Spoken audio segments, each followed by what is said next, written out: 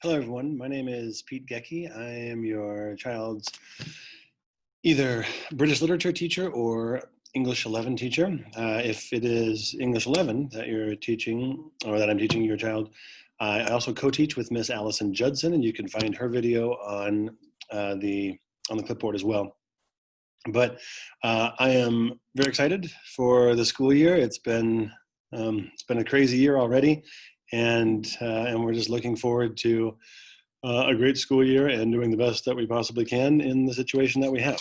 I have, um, I'm just going to quickly talk about a couple things, and then I'll let you move on to your next teacher. But like I said, I teach British literature or English 11.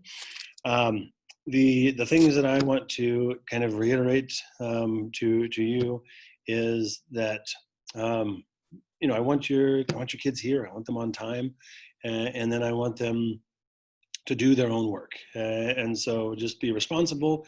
They're either juniors or seniors, and so they're almost ready to go out into the real world on their own. And so just some responsibility is really kind of the only thing that I really want them to exhibit, but also just to participate in class because it's an English class. We discuss things and we have a good time, and so we'll get to do all of those things if we're here and on time and doing our own work. The grading policy is very standard. You can see the late work policy there. If it's late a day, then it's 25% off. If it's late 2 or more days, then it's 50% off. However, I'm kind of a softie. Plus, we're in the middle of a pandemic, so if there are some extenuating circumstances, just have your kid come and talk to me, and I will gladly work with them. And I'm not going to sit there and penalize them purely because that's what I'm supposed to do. It's going to have a purpose, the penalty. And if it was laziness, then yes, by all means. But if there are some circumstances that need to be addressed, then I'll address them. The grade breakdown is 80-20 summative versus formative assignments for honors British literature. For English 11, it's 70-30. Both of those, though, have a final exam each semester, and that final exam is worth 10% of the grade, and that kind of is coupled with the summative.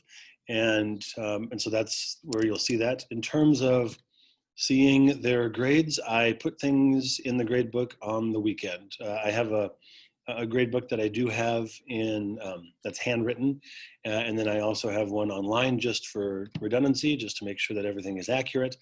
With Google Classroom, that might change a little bit because I'll have things submitted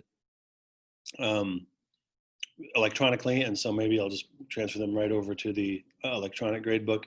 But I try to keep that redundancy there.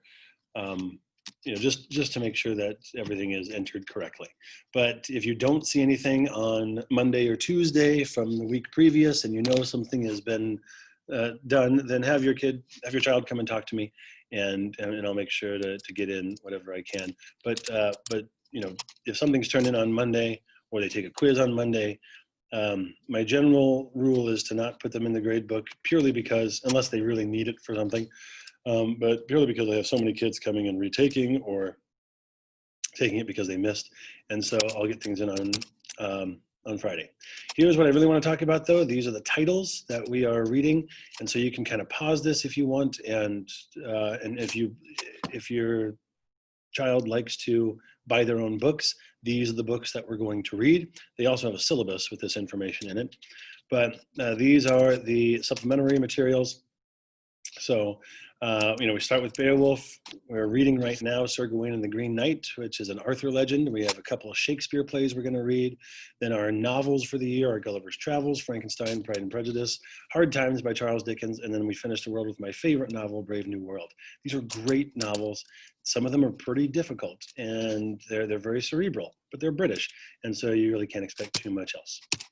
I'm not teaching World Lit, so I'm not going to talk about that. And then English 11, our titles are the Crucible, which we have already read.